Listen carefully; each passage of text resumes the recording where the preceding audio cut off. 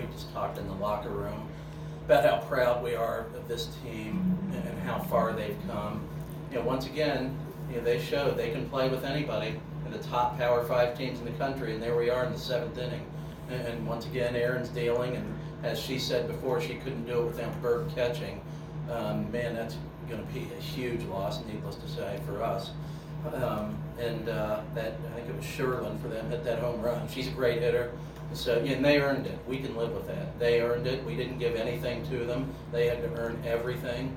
And while it stinks to lose, you can live with it. And Erin's upset, but my gosh, she was at D2 last year, and now she's shutting down Illinois and holding Kentucky down fairly well.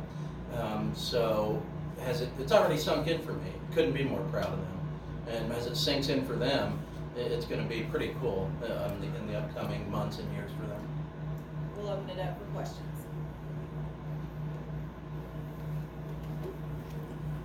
Coach Oscar Woodall here with media.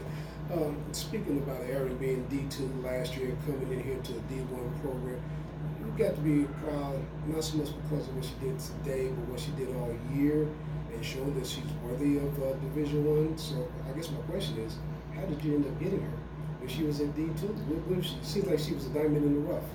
Yeah, she's short, like 5'3" or 4. A lot of coaches don't like that. I don't care. I'm just looking for results. She'd be 4'5" for all I care. Watched her play a lot. Her high school coach, what's his name? Andrew Smith. He actually talked to him for like 3 months. I have no idea. And Erin went to a real small high school, so her coach, Andy Smith, started calling me early in her junior year, something like that. We get those calls all the time, but you never look past them. And we, 1 out of 100 might be, total stud. And so we, drove a couple times to see her pitch, saw her in the summer. I remember at CompuWare tournament, I think it was, in Detroit area. We saw her pitch. It was like, oh, okay, she can pitch, and we knew. And we watched her more, a couple high school games, and then there was a couple, we're D2 at the time, a couple D1 coaches watching one night at Blue Chip tournament in Grand Rapids area. And I'm thinking, oh no, because she was dealing, striking everybody out. I'm thinking, oh no, these coaches are going to recruit her and we're going to lose her. And I don't know if they did or not, but we ended up with her. And man, I mean, we didn't know, when I say we, the coaching staff, maybe even Erin, didn't know how good she was going to be at this level. She's probably had a better year this year than last year. That's how much, I told Coach Z, who calls our pitches, about the 4th inning. I said, look how much she's grown just during this year. She's out here shutting Illinois out. So there you go. Erin, you gave up the unfortunate home run. What kind of pitch was that? Talk about the pitch and how it kind of got.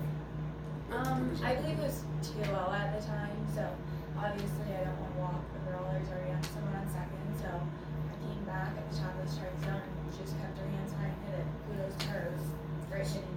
Seems like you threw everything but the kitchen sink. How much more did you have left? Considering what the score was, and he was in the 7th inning, how much more did you have left in the tank? In the middle of the game, you don't feel it. You just keep going. You keep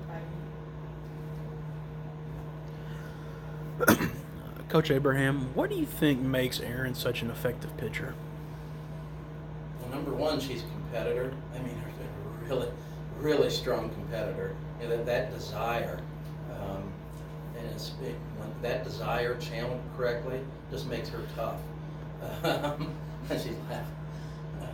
And then the other things, she's got a good rise ball, she's got a good screwball. I mean, her pitches, they're hard to hit.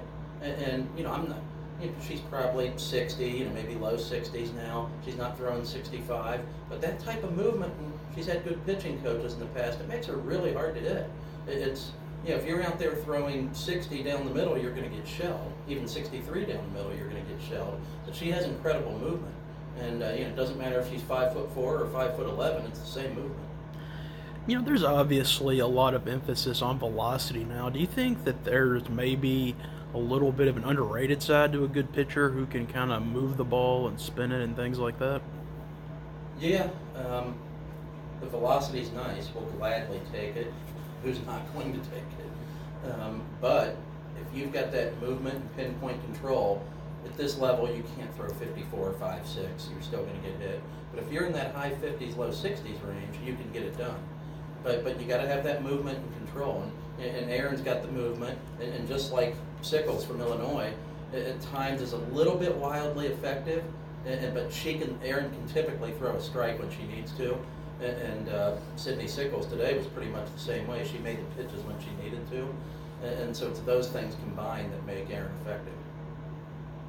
Caitlin, I know the loss stings now, but as a fifth-year senior, how do you think you're going to look back on this whole experience? It's just very grateful for it. It's been a long 5 years with different coaching staff starting this year, and then when I came in, it was actually a new coaching staff as well. So just that adjustment period, it was always a lot to take in, but like looking back at it now, who would have thought we would have gotten this far? We weren't expected to get this far ever. It's just nice to kind of like shock the softball world and say, oh, this is Toledo. We're in Ohio. Ohio State's not the only team in Ohio. Like, we're there too. It's just really nice to look back and be able to say that. And then what made Sickles so tough on the mound today? I think she just kind of kept us off balance. Obviously, this is a big stage for us, and I think we're all really eager to get the bat and ball and want to get the big hits. We want to win so bad that we probably weren't as patient as we have been in the past, and I think that hurt us a little bit today. But she just kept us off balance, and she threw the pitches when she needed to, and she had the good spin on the ball to move it when she needed to.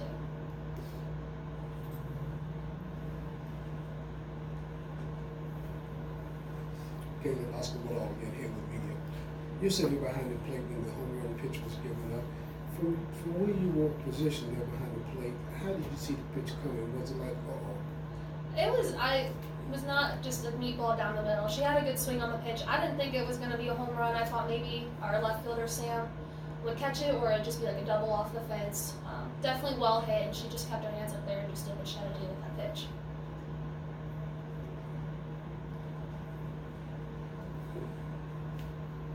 Joe, earlier this week you talked about how you thought about the last 27 years of Toledo softball players who didn't make it to this point.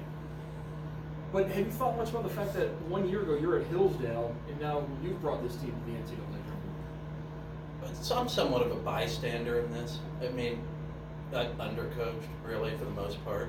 Just tried to basically, especially these seniors, just let them play.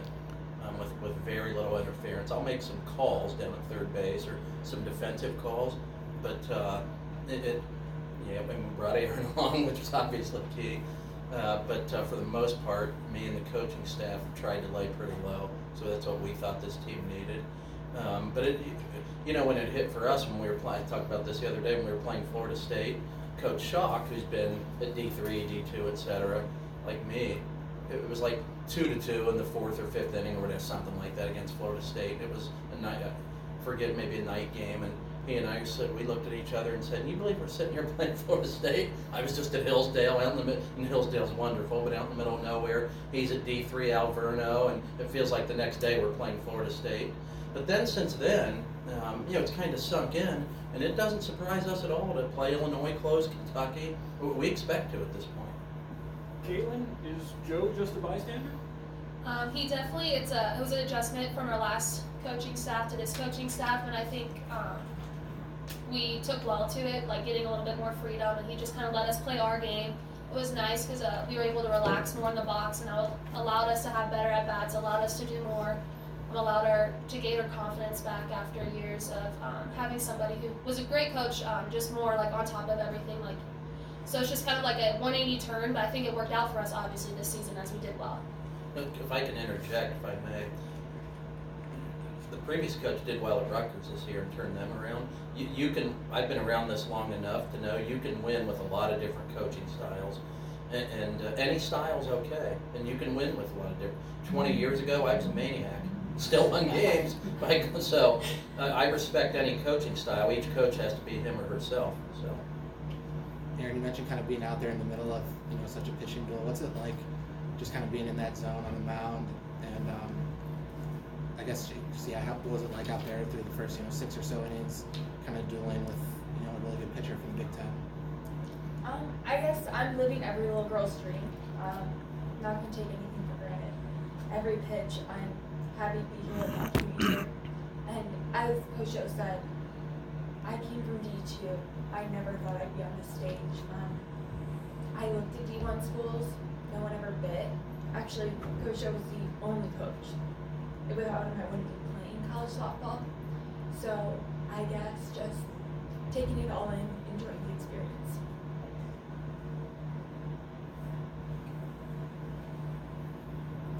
Coach, you're losing your seniors, and I know you're very proud of having them for the short time you've been with Toledo, and you're proud of them and all that goes with that.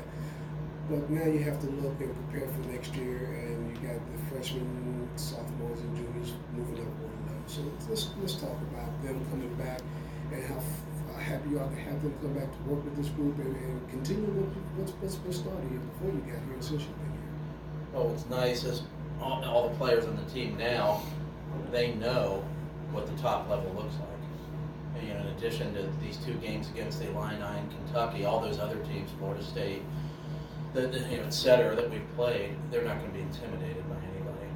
So we have that experience, and that's invaluable. There's no replacing Berg and the 3 batters in our lineup: Berg, Megan, Katie. I mean, I think offensively they each had their best year this year as seniors, and there's just no replacing that production. So next year is going to be a little bit more probably for us of dink and dunk, or it's home runs, RBI, batting average. It's just going to be impossible to replace that immediately.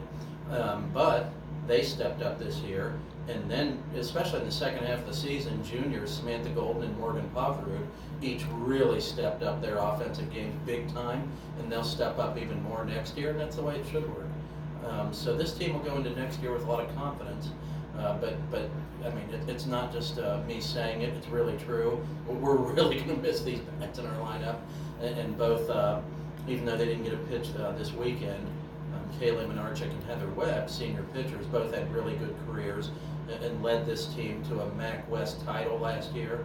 And having them around to help mentor the pitching staff. So we're losing a ton. There's just no way around it.